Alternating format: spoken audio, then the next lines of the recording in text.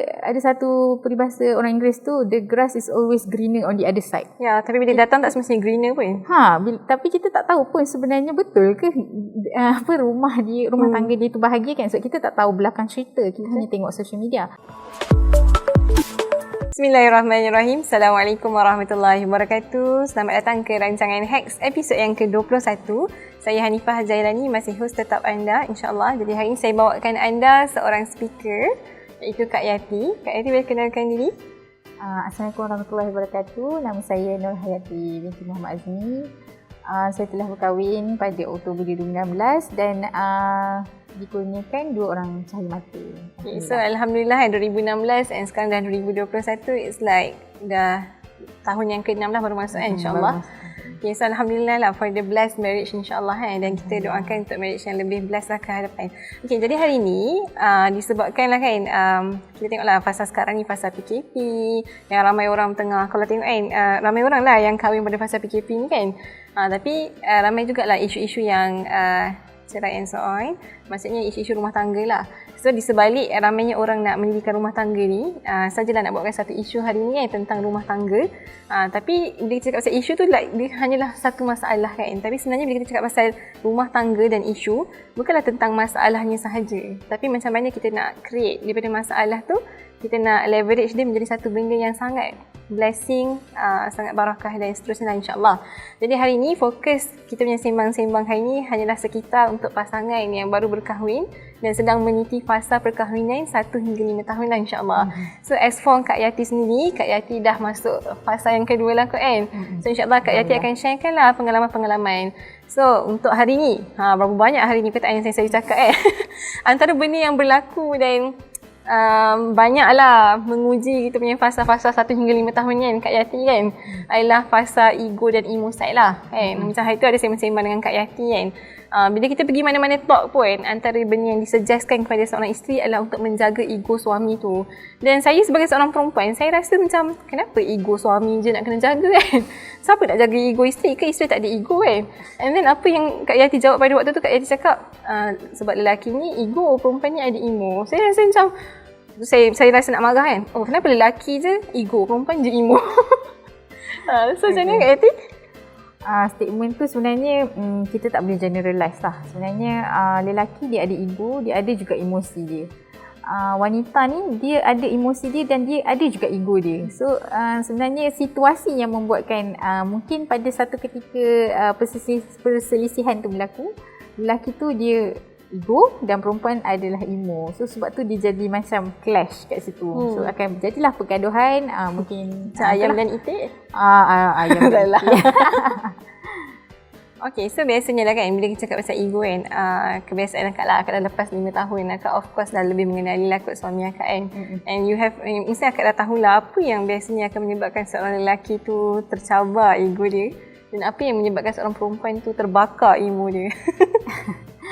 Okay, tak boleh nak generalize lah, tapi berdasarkan pengalaman saya sendiri, kalau lelaki ni ego dia tu akan tercabar bila sama ada diri dia tak dihormati, ataupun kedudukan dia sebagai ketua keluarga tu macam tergugat, ataupun isteri telah mengatakan sesuatu benda yang tak rasional yang menyebabkan perasaan dia terluka. Jadi dia akan memilih jalan untuk stopkan pergaduhan ni. Dia akan escape lah, maksudnya dia akan buat shutdown kat bini dia. Dia tak nak gaduh lagi lebih panjang, dia nak tidur je, atau dia nak tengok TV, ataupun dia nak keluar rumah. Tu kebiasaannya seorang lelaki lah macam tu. Tapi kalau seorang wanita ni, dia memang ekspresif. Dia memang dia perlu menyalurkan emosi dia apabila dia stres. Jadi mungkin dia akan menyalurkan tu dari segi non-verbal gesture dia ataupun verbal. Apa contoh non-verbal gesture? Non-verbal gesture ni mungkin dia macam nak hentak-hentak kerusi, angkat benda, nak macam nak, kalau boleh nak lempar je. Bebel-bebel. Apa tu membebel, membebel. Kalau marah anak pun macam marah tu macam jerit ke kan. Tu antara contohnya lah kalau seorang wanita tu emosi. Suami ni dia tak suka kalau isteri dia tu terlalu emosi sampai affected orang lain dan diri dia. Sebab tu kadang-kadang sampai mengeluarkan perkataan yang boleh mencela maruah atau perasaan dia. It's like bila akak cakap suami tak suka bila perempuan ni over kan. Sama je perempuan pun tak suka juga bila lelaki ni over sangat ego dia. Betul. So kat mana dia punya power dia sebenarnya, faham tak? Macam sepatutnya ego ni dia ada bright side dia. Emotional pun ada dia punya bright side dia. Kita akan cakap daripada side macam mana ego dengan emo ni, dia punya keindahan dia tu akan membawa rumah tangga ni ke mana. Kalau betul-betul digunakan daripada tempat ni lah. Susah juga nak cakap kalau ada tahap, sebab kita tak boleh generalizekan untuk semua orang. Tak ada pembaris yang sama. Tak ada pembaris yang sama. So kita kena kenal diri kita sendiri, kita kena kenal pasangan kita sendiri. So untuk seorang lelaki tu, kalau dia ada ego tu, ada sebab kenapa Allah bagi ego tu ada pada sifat manusia. Apa sebab dia?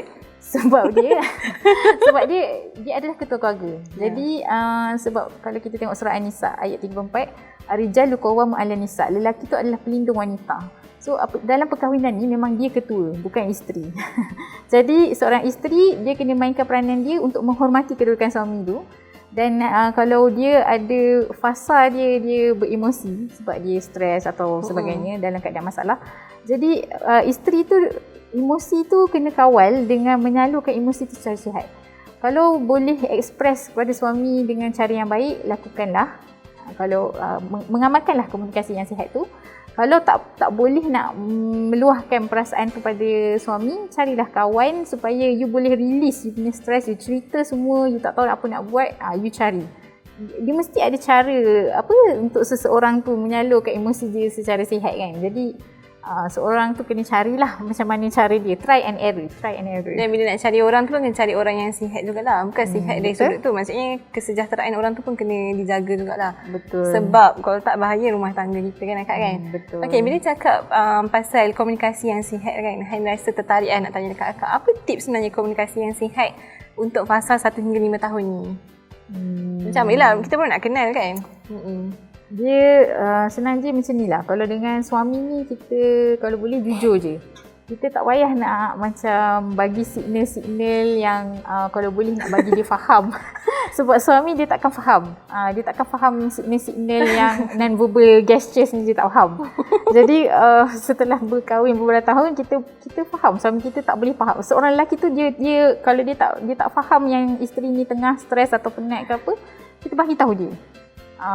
Jadi suami mungkin akan dia tanya, okey, apa patut saya buat? Jadi bagi tahulah apa. Sebabnya dia macam lurus tau. Dia bukannya macam common sense-nya kena macam ni.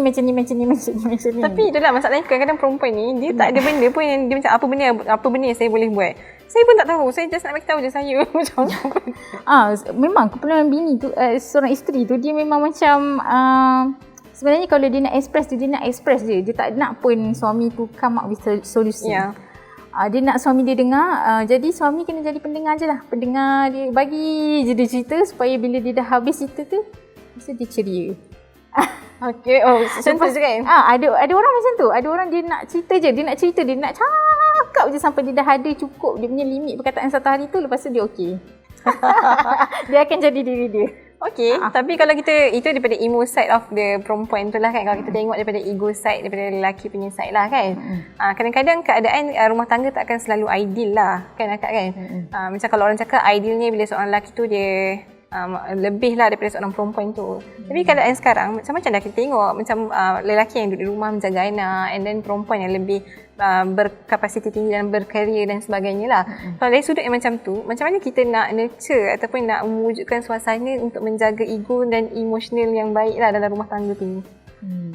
Kalau dalam situasi macam ni, kita kena fikir bila kita berpangkat tinggi dan bergaji lebih daripada suami kita, itu adalah di luar rumah. So kita kena pakai topi yang betul. Bila kita pakai topi bos kat tempat kerja, itu hanya dekat tempat kerja. Bila kita balik rumah, buka topi tu, kita pakai topi lain. Kita pakailah apron dan kita ingat yang dekat rumah tu adalah bos kita adalah suami kita, ketua imam keluarga tu adalah suami kita. So kita kena jaga benda tu dalam keluarga supaya barulah harmoni.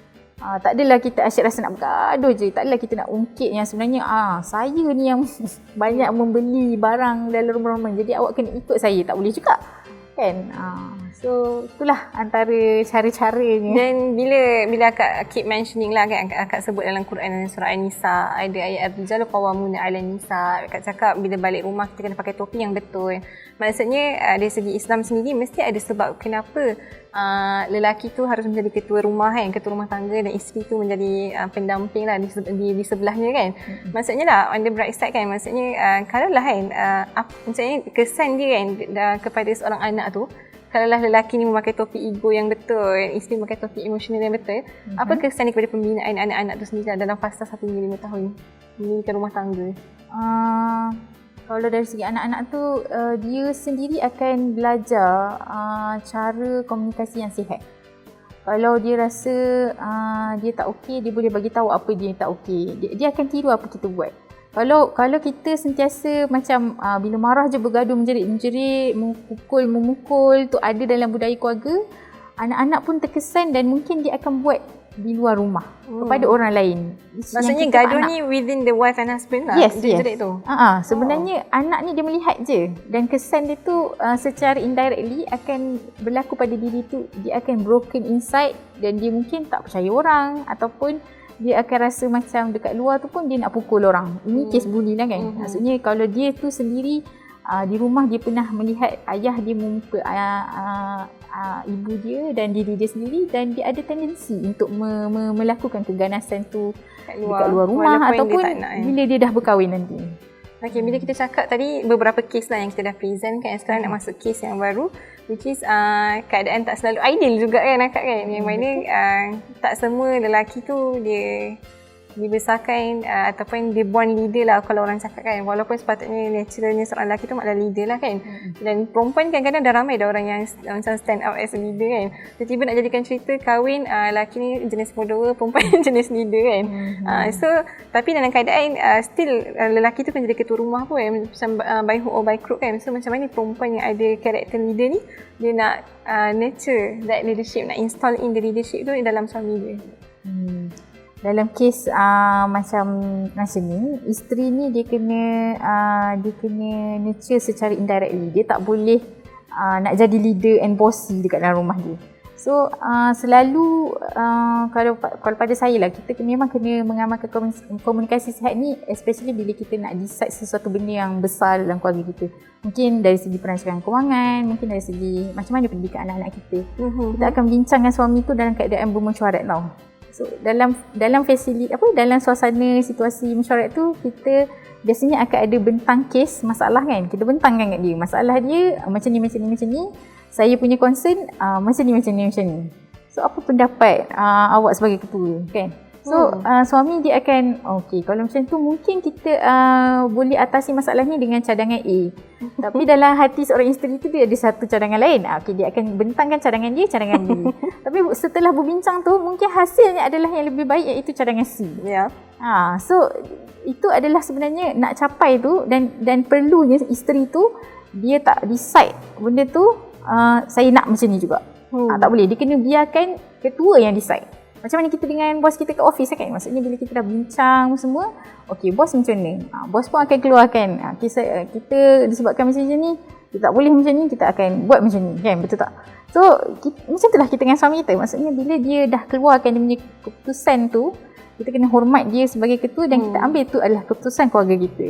Keputusan bersama, bukannya keputusan suami sahaja, ia adalah keputusan bersama suami dan isteri. So kita works towards that. Dan janganlah pula kan bila perempuan ni, lelaki tu akhirnya pilih keputusan yang lain, dia rasa macam alah kau tak ikut keputusan aku kan. Sebab bila kita tahu kan nak melalui sebuah bahtera rumah tangga ni, it is not always on kita punya side je, dan bukan on side suami je, tapi adalah side bersama kan. Sebab tu lah sinergi antara dua orang jadi menarik sangatlah kan, insyaAllah kan. So, apa tips akak lah untuk ta'aruf pada fasa 1 hingga 5 tahun ni? Tak baru nak kenal kan?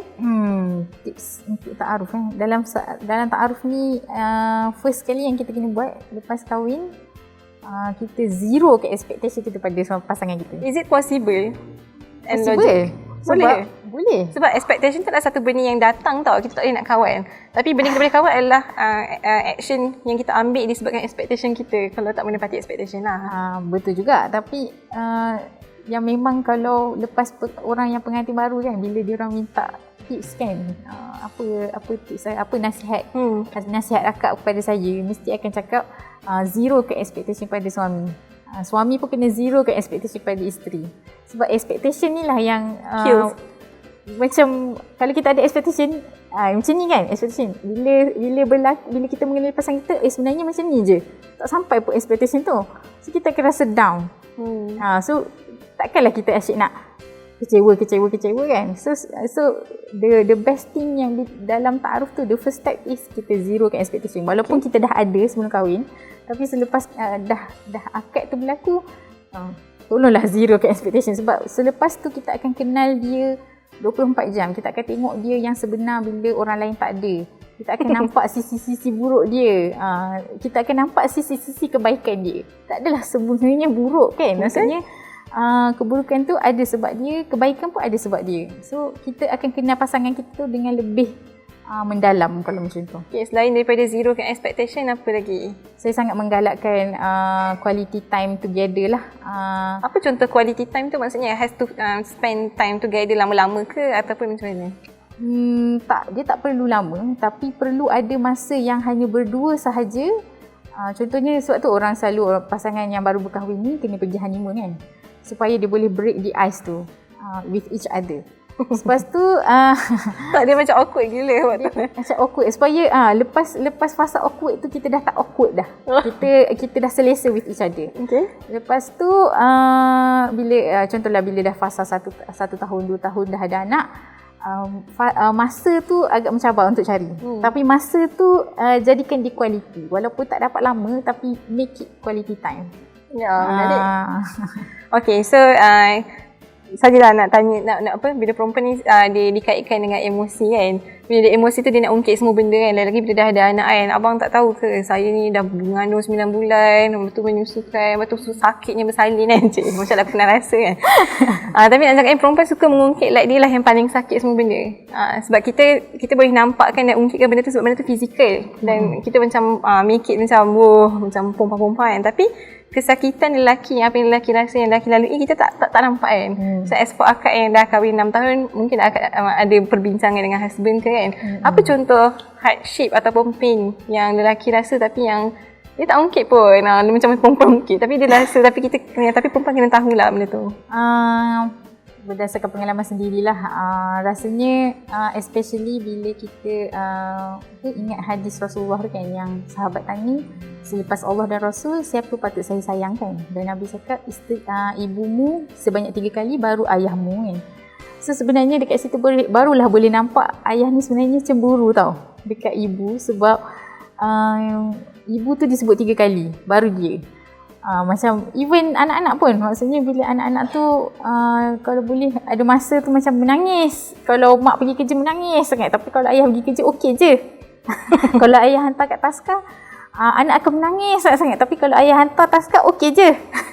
Tapi sebenarnya okey je kan untuk wanita, macam please lah ayah do that part for me, sebab it's hard for me kalau nak tinggalkan anak. Emotional. Ada bagus jugalah kan. Maksudnya bonding dengan anak-anak dengan ibu ni lain, dengan ayah lain. Dengan mak ni biasanya dia nak bonding dari segi warm tu, dia nak dapatkan makanan ke, dia nak tidur ke, semua dia nak ibu dia. Tapi kalau dengan ayah dia, sebenarnya dia lagi suka untuk fun, untuk nak main, dia akan pilih ayah dia. Dia takkan pilih mak dia sebab mak dia tak pandai main. Macam ayah dia main. Mak dia skema mak dia lain sikit, banyak membebel.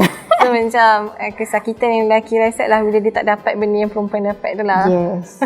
Tu sebenarnya derita seorang lelaki yang mungkin isteri tak nampak. Kita duk macam ungkit yang ni adalah kesakitan yang terasa. Sebenarnya kesakitan yang terasa pun adalah satu benda yang dirasa sebab dia tak dapat rasa benda tu. Dan as for part yang dah almost terakhir ya kak bila akak cakap perempuan ni selalu dengan sisi-sisi warmness dia dengan anak-anak dia kan, which is anak-anak akan lebih dan sukalah bila cuddle dengan mak dia kan, nak nangis cari mak dia. Tapi bila as for lelaki, biasanya anak-anak akan cari ayah ni bila dia nak main. apa yang ayah ni install pada seorang anak ni dan perlu install ayah ni penting dari segi pembinaan self confidence anak tu. Sebab bila kita compare kan, anak-anak ni main dengan ayah dia lagi fun, lagi macam dia orang seronok. Lepas tu kalau nak nak belajar main bola atau badminton, ayah ni macam lagi best tau, sebab dia akan bagi kebebasan anak tu explore dan cara cuba dia semua sendiri. benda. Cuba semua benda dan buat tu biar sendiri, bukannya perlu pertolongan ayah. Dia takkan macam cakap cara dia macam apa A to Z kan, kena macam ni Perempuan kena perisai masuk dalam biji. Perempuan tu macam kalau main bola tu kena masuk dalam gol tu, kalau tak masuk tak best lah main kan, macam tu. Tapi macam kalau Sami main bola dekat padang, main je lah, tendang je. Dia akan main tendang dengan anak dia, mana anak dia nak pergi kat situ baru nampak sebenarnya anak aku pandai drilling bola. Macam faham tak? Macam itu adalah sebenarnya bakat yang tercungkil secara natural bila ayah tu bermain dengan anak-anak tanpa dia nak keluarkan peraturan yang strict seperti ibu dia. And then and again, that's the bright side lah, bila kita menjaga ego dengan ego tu pada level yang sepatutnya, yang mana tahap ego dengan emo yang betul kan, yang kita jaga pada kualiti rumah tangga tu, dia bukan bagi kesan kepada hubungan antara suami dengan isteri je, tapi bagi kesan kepada pembinaan physical, mentally semualah untuk seorang anak tu lah. As for bahagian dah penutup lah kan, untuk daripada akak sendiri, untuk semua tetamu yang mungkin sedang tengok kan, yang diorang tengah meniti fasa 1 hingga 5 tahun, susahnya turbulence dia kan. Aku rasa waktu kenal-kenal dulu rasa macam manis dia semua, bila dah start kahwin macam ya Allah susahnya kan. Apa nasihat dan tips akak lah untuk diorang untuk menghadapi dengan enjoynya fasa-fasa yang susah ni? Faham yang ta'aruf tu dia berpanjangan, dan ta'aruf tu sebenarnya dia kena sekalikan dengan memahami. Dan benda ni kita boleh buat dalam dengan 3 benda lah, iaitu kita tengok pasangan kita dengar pasangan kita, dan kita cuba link dengan dia. Bila cakap link ni maksudnya kita cuba letak diri kita pada situasi dia, nak memahami betapa susahnya atau struggle-nya isteri, atau betapa susahnya struggle-nya seorang suami. So kita letakkan diri kita pada posisi dia tu. Kalau kita jadi dia, kita akan rasa macam mana. So kita akan ada rasa saling memahami tu macam akan datang naturally lah. Tu satu. Kedua, itulah stop comparing dengan orang lain. Stop compare. Jangan compare kehidupan kita dengan suami kita ni dengan orang lain, sebab kita individu adalah berbeza. Suami kita dengan isteri kita ni, suami isteri yang kita berdua ni adalah berbeza dengan suami isteri rumah orang lain. Okay, so kita kena stop compare. Tu adalah suatu benda yang toksik dan jangan buat. Ketiga, kita kena mengamalkan yang tadilah, macam kita kata tu, komunikasi sihat. Bila ada masalah berlaku, konflik yang besar, yang penting untuk perbincangan, berbincanglah secara sihat. Buat mesyuarat, bincang sama-sama dan come out dengan keputusan yang dipersetujui suami dan isteri. Barulah macam kita tu macam sinergi. Kita bila masalah jadi, jangan simpan bawah bantal, jangan simpan bawah selimut, jangan simpan bawah cadar, sebab benda tu bahaya. Bila dia meletus, dia akan macam tak boleh dah kita ni. Dan biasanya orang yang dia dah tak boleh nak capai kesefahaman ni, memang dia akan last resort dia cerai lah. Tu yang paling kita tak nak lah dalam rumah tangga. Biasanya bila dalam isu-isu rumah tangga ni, orang suka highlight statistik berapa banyak perceraian yang berlaku, teruknya keadaan. Apa guna kita bertengkar, suami isteri harus bersabar. Kita nak highlightkan apa solution yang kita boleh ambil dan apa prevention yang kita boleh ambil before the keadaan tu datang kan.